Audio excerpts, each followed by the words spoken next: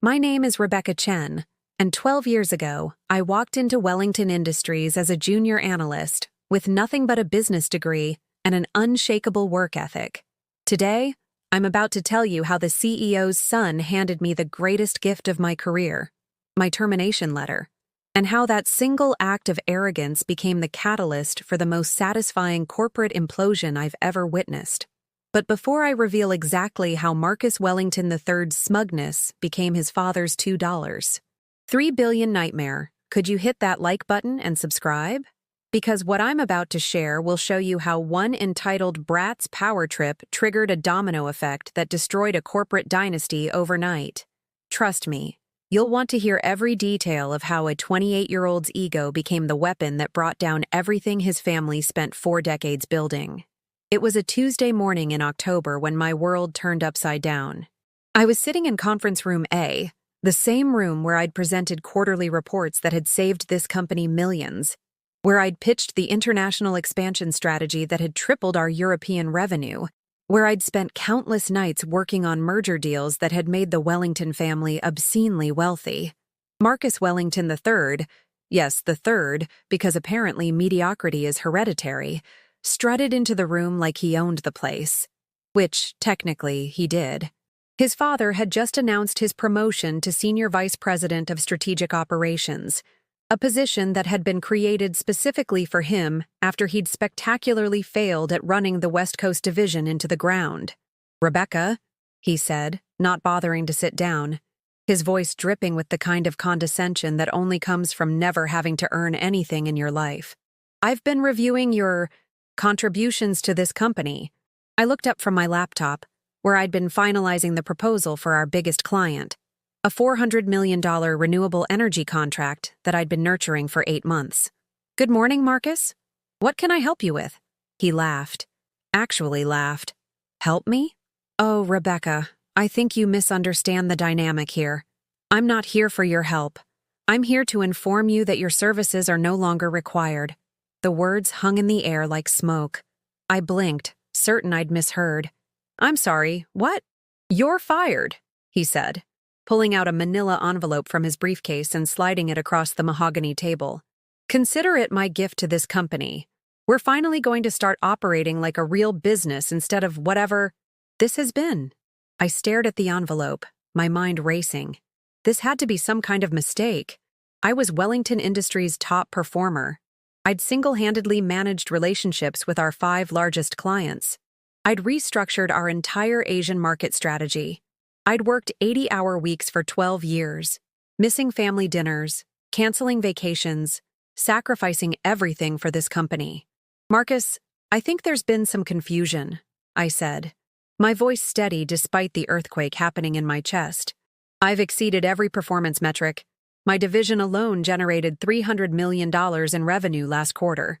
And yet," he said, checking his Rolex, a gift from Daddy for his Harvard graduation, no doubt, "you're still just an employee. I'm family. This is a family business, Rebecca. Maybe it's time you remembered your place." The casual cruelty in his voice was breathtaking. This wasn't about performance or company restructuring. This was about power. This was about a spoiled child who wanted to flex his muscles and show everyone who really ran things around here. I opened the envelope. Termination letter. 2 weeks severance. 12 years of my life reduced to a corporate form letter signed by someone I'd never even met in HR. "You have until 5 p.m. to clear out your office," Marcus continued, straightening his tie. "Security will escort you out. I'm sure you understand. We can't have former employees accessing sensitive information." Something cold and sharp crystallized in my chest. Not anger, something far more dangerous. Clarity. "Of course," I said, standing up and gathering my papers. "I completely understand."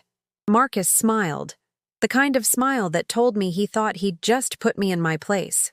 "I knew you'd be professional about this. Consider it character building." I was halfway to the door when my phone rang. The caller ID made my heart skip. "Wellington, Senior." I looked at Marcus, who had gone slightly pale. "Aren't you going to answer that?" he asked. But his voice had lost some of its earlier confidence. "Oh, I think this one's for you," I said, setting the phone on speaker and hitting accept. Rebecca? The voice of Richard Wellington Sr. filled the room, gravelly and urgent. Thank God. I need you to get to the airport immediately. The Singapore deal is falling apart. They're saying they'll only work with you. Something about trust and long-term relationship building. I've got the jet fueled and ready. We can still save this if we move fast. The silence in the conference room was deafening. Marcus was staring at my phone like it was a snake about to strike.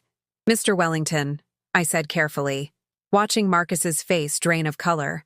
I'm afraid there might be a complication with that. What kind of complication? Rebecca, this is a $2.3 billion deal. It's the largest contract in company history. Whatever it is, we'll figure it out. I looked directly at Marcus, whose smugness had evaporated like morning mist. Well, sir, your son just fired me. Apparently, it's his gift to the company. The line went so quiet I thought the call had dropped. Then, he what?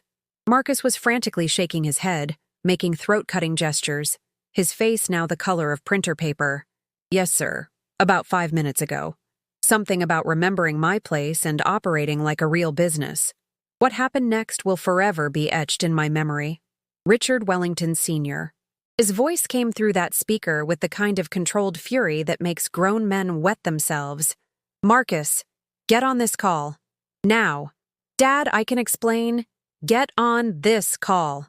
Marcus's hands were shaking as he leaned toward my phone. Hi, Dad.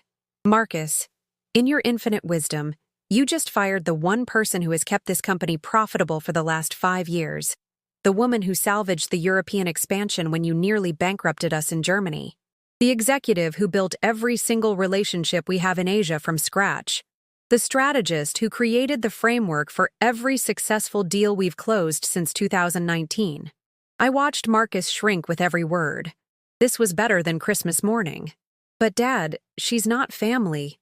Family? Richard's voice could have frozen fire. Family doesn't generate $1.2 billion in revenue. Family doesn't work until 3 a.m. to save deals that you screwed up. Family doesn't have a 97% client retention rate. Do you know what our retention rate was before Rebecca? 23%. 23%, Marcus. The room felt like a vacuum. Marcus was opening and closing his mouth like a fish gasping for air. And now, Richard continued, you've just handed our biggest client, who specifically requested Rebecca and only Rebecca, a reason to walk away from the largest deal in our company's history. Do you have any idea what you've done? Marcus looked at me with something approaching panic. Rebecca, this is all a misunderstanding. Obviously, there's been some kind of administrative error. I held up my hand. Oh no, Marcus. You were very clear. This was your gift to the company. Your words, not mine. Dad, we can fix this. Rebecca, you're not fired. I was just testing your loyalty. Richard's voice cut through Marcus's desperate backpedaling like a blade. Rebecca, are you still there? Yes, sir. I'm in the parking garage. Don't move. Don't say another word to my son. Don't sign anything. Don't agree to anything.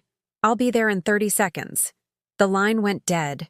Marcus was staring at me like I was holding a loaded gun, which, in a way, I was. 12 years of institutional knowledge, client relationships, and strategic insights, all walking out the door because of his ego. Rebecca, listen, he started, his voice now pleading instead of condescending. We both know this got out of hand. Let's just pretend this conversation never happened. I picked up the termination letter and held it up. You mean this conversation where you told me to remember my place? Where you said I was just an employee? Where firing me was your gift to the company? I was having a bad morning. You know how it is. The conference room door exploded open.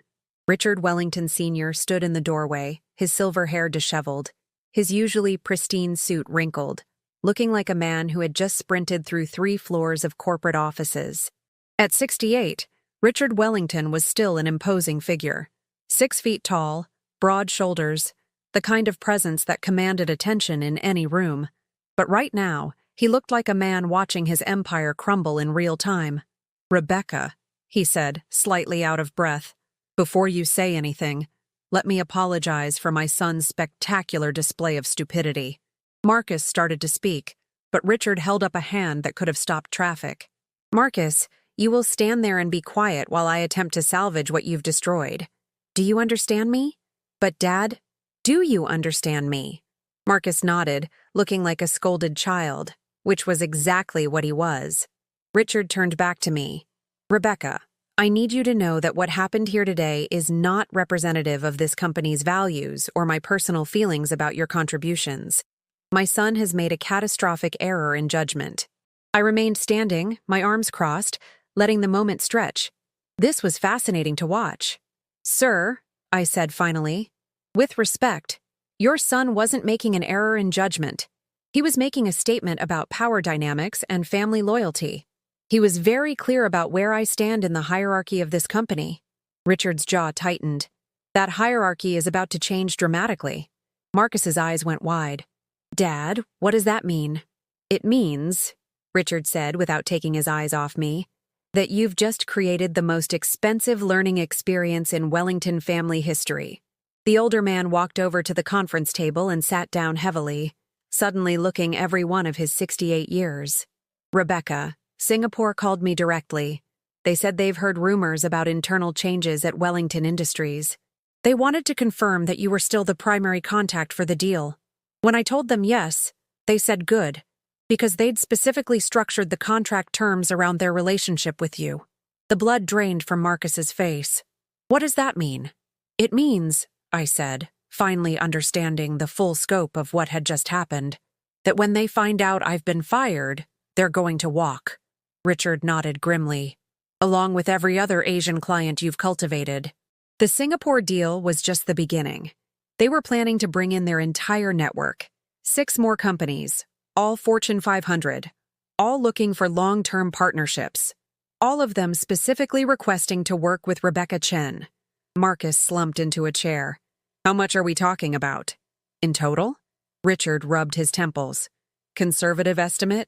$4 billion over the next 3 years. The silence that followed was deafening. $4 billion. Marcus had just cost his family's company $4 billion because he wanted to put me in my place. There has to be a way to fix this, Marcus said desperately. Rebecca, name your price. Promotion, salary increase, company car, whatever you want. I looked at him for a long moment, remembering the condescension in his voice, the casual cruelty, the way he'd dismissed 12 years of my life as if it meant nothing. Marcus, I said quietly, do you know what the real gift is here? He shook his head. The gift is that you've shown me exactly what you think I'm worth. And more importantly, you've shown your father what kind of executive you really are. Richard was watching me carefully. Rebecca, what would it take to make this right? And that's when I smiled. Not a pleasant smile, not a forgiving smile. A smile that had been building for 12 years of being undervalued, underpaid, and underappreciated. Mr. Wellington, I said, I think we need to have a very different conversation. But before I tell you what happened next, how that conversation led to the most dramatic boardroom confrontation in Wellington Industries history, how Marcus's gift became the catalyst for a complete corporate restructuring, and how I went from terminated employee to something far more powerful in the span of 48 hours.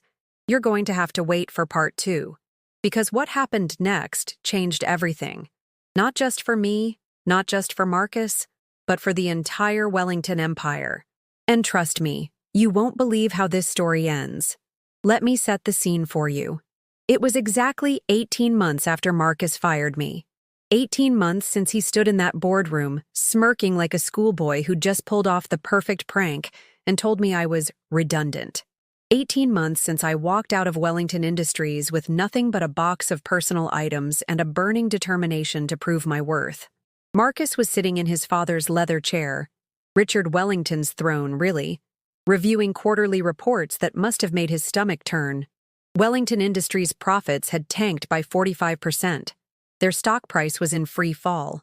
3 major clients had terminated their contracts. And me? I was building an empire. Phoenix Strategic had grown from my kitchen table operation to a 120-person consulting powerhouse with offices in New York, London, and Singapore. We'd acquired two smaller firms, launched a digital transformation division, and secured contracts worth over $50 million. But here's the thing Marcus didn't know yet. I wasn't done. Not even close. My phone rang.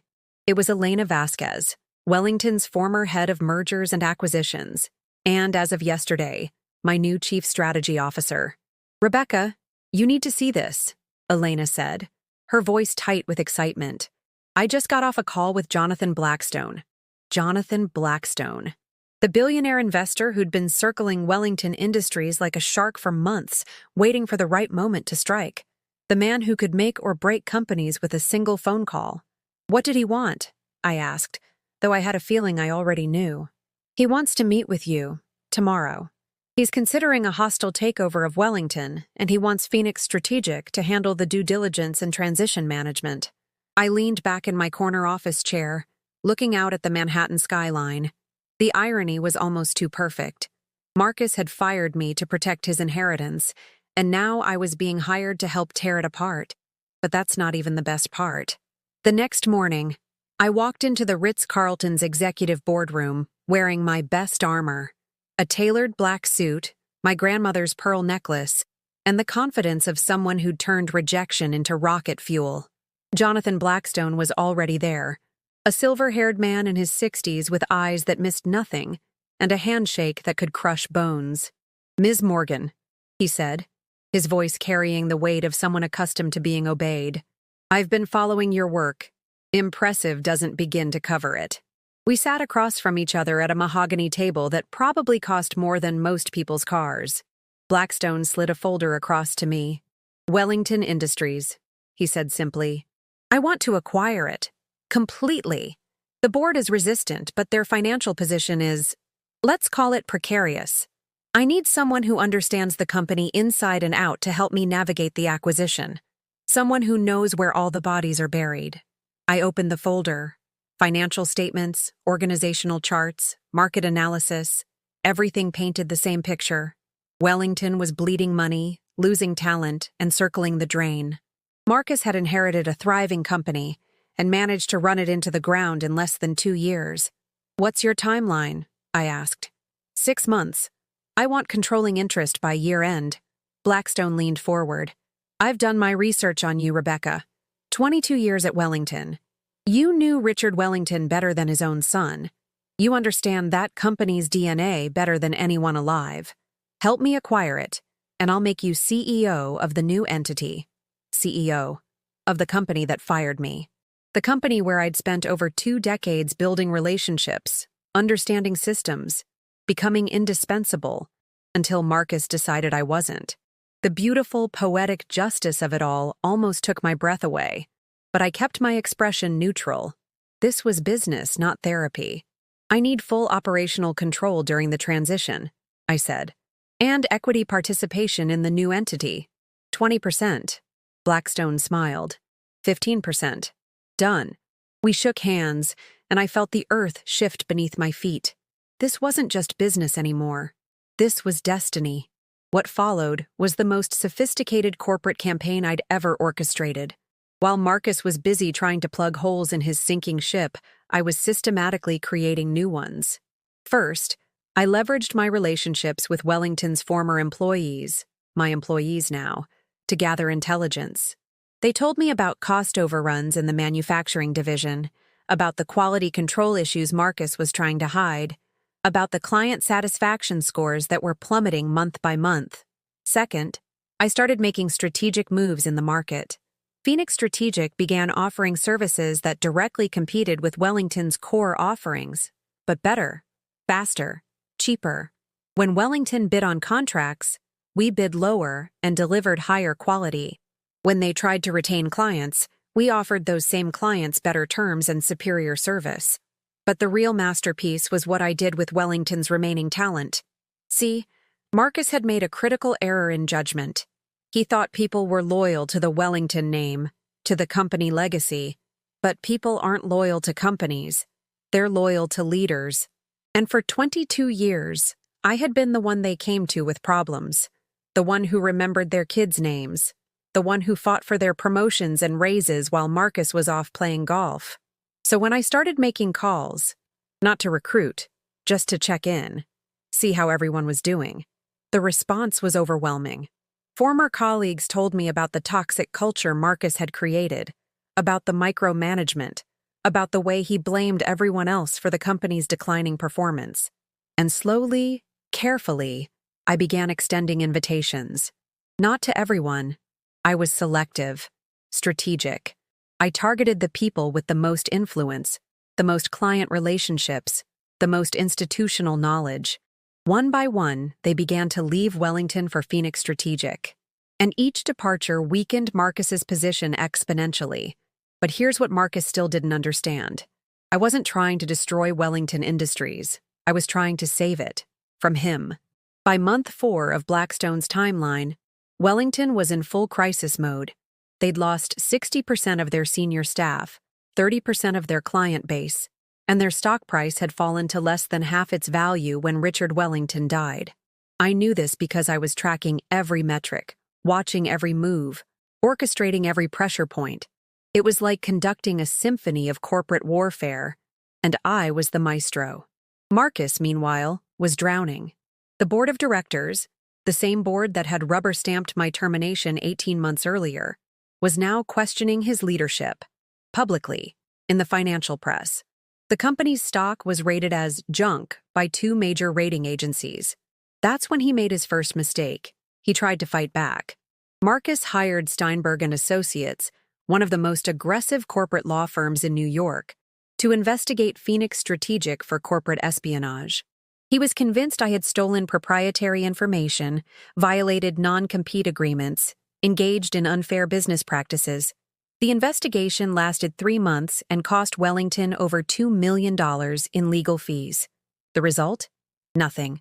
No evidence of wrongdoing. No violations of any agreements. Just a former employee who had started a legitimate business and was outperforming her former employer in every measurable way. The investigation's failure was reported in the Wall Street Journal, Forbes, and Businessweek. The headline that hurt the most was probably from Forbes. Wellington Industries wastes millions chasing ghosts while Rome burns. That's when Marcus made his second mistake. He got personal. The call came on a Thursday evening. I was in my office, reviewing Phoenix Strategic's quarterly projections. We were on track to hit $75 million in revenue, making us one of the fastest-growing consulting firms in the country. When my assistant buzzed me, "Rebecca, there's someone here to see you. Says it's urgent." "Who is it?" "Marcus Wellington." I almost laughed. Almost. But something in my assistant's tone told me this wasn't a social call. "Send him in." Marcus looked like hell. His usually perfectly styled hair was disheveled. His expensive suit was wrinkled. There were dark circles under his eyes, and his hands shook slightly as he sat down across from my desk. "Rebecca," he said, his voice hoarse, "we need to talk." "About what, Marcus? About how you fired me for being redundant? About how you told me I was dead weight? About my father's will." That stopped me cold. Marcus reached into his briefcase and pulled out a legal document. "There's something you don't know. Something nobody knows except me and the estate lawyers." He slid the document across my desk. It was Richard Wellington's will. The real one. Not the simplified version that had been read at the funeral, but the complete legal document with all its provisions, codicils, and conditions. I read it carefully, my lawyer's training kicking in automatically, and that's when I saw it. Buried on page 17, in dense legal language that would be meaningless to most people, in the event that Rebecca Morgan's employment with Wellington Industries is terminated for any reason other than gross misconduct or voluntary resignation, and should she subsequently establish a competing enterprise that achieves annual revenues exceeding $50 million within 24 months of said termination, she shall be entitled to exercise an option to purchase 49% of Wellington Industries common stock at fair market value as determined by independent appraisal. 49%. Just 1% short of controlling interest. I read the clause 3 times, my heart pounding. Richard Wellington, the man I had served faithfully for 22 years, had written me an insurance policy, a golden parachute disguised as a stock option. He had protected me from his son's inevitable stupidity. He knew, Marcus said quietly. He knew you'd succeed. He knew I'd probably fire you, and he knew you'd build something better. He laughed bitterly. The old man planned for everything except his son's competence. I looked up at Marcus, this broken man who had inherited an empire and was watching it crumble around him. For a moment, I almost felt sorry for him. Almost. What do you want, Marcus? I want to make a deal. Marcus leaned forward, desperation replacing arrogance in his eyes. The option expires in 6 months. If you exercise it, you'll own 49% of Wellington Industries. But 49% of a failing company isn't worth much. Get to the point. Blackstone's offer is $38 a share. The company's trading at $22. If he succeeds with the hostile takeover, we both lose. He gets control of Wellington, and your option becomes worthless because the company will be privately held. I was already 3 steps ahead of him. But if I exercise my option first, we become partners. You get 49%, I keep 51%. We stop fighting each other and start fighting Blackstone. It was elegant in its simplicity, and completely naive. Marcus, you seem to be under the impression that I want to save Wellington Industries, that I want to be your partner. Don't you? It's your life's work, 22 years of your career. You built half the systems that company runs on. You trained half the people who worked there. I built a better version, I interrupted. It's called Phoenix Strategic, and it doesn't need saving because I never let it get broken in the first place. Marcus's face flushed red. So what? You're just going to let Blackstone tear it apart? Let him strip mine everything your father built? Richard wasn't my father, Marcus. He was my boss. A good boss, a fair boss, but still just a boss. I don't owe him anything, and I certainly don't owe you anything. I stood up, signaling the end of our conversation. But I'll tell you what I will do. I'll consider your offer. Give me 72 hours. Marcus nodded eagerly, mistaking my politeness for genuine consideration. Poor Marcus. Even at the end, he still didn't understand the game we were playing. After he left, I sat alone in my office, staring at Richard Wellington's will. The man had been brilliant, even in death. He had seen his son's weaknesses clearly enough to build in a failsafe. But I doubted even Richard had anticipated just how spectacular Marcus's failure would be. I picked up my phone and dialed Jonathan Blackstone's private number. Blackstone. It's Rebecca. We need to meet. Tonight. And I need to show you something that's going to change our entire strategy. The meeting with Blackstone took place at his penthouse apartment on the Upper East Side. Floor-to-ceiling windows offered a panoramic view of Central Park, and the apartment itself was a monument to understated wealth. Priceless art on the walls, Persian rugs on hardwood floors, and furniture that probably cost more than most people's houses. I laid Richard Wellington's will on Blackstone's coffee table and watched his expression change as he read the stock option clause.